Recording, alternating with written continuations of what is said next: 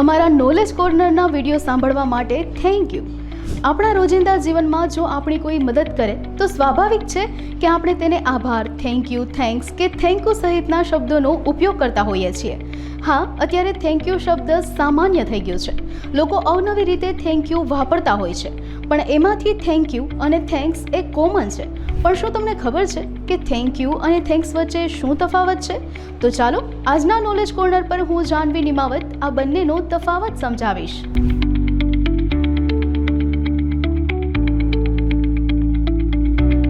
જો સામાન્ય અંગ્રેજીની દ્રષ્ટિએ જોવામાં આવે ને તો થેન્ક્સ અને થેન્ક યુ શબ્દોના અર્થમાં કોઈ ફર્ક નથી।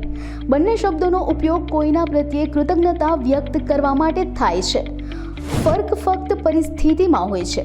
જ્યાં કૃતજ્ઞતા વ્યક્ત કરવામાં આવી રહી છે, થેન્ક યુ શબ્દનો ઉપયોગ વધુ નમ્રતા અને ઔપચારિકતા દર્શાવવા માટે થાય છે।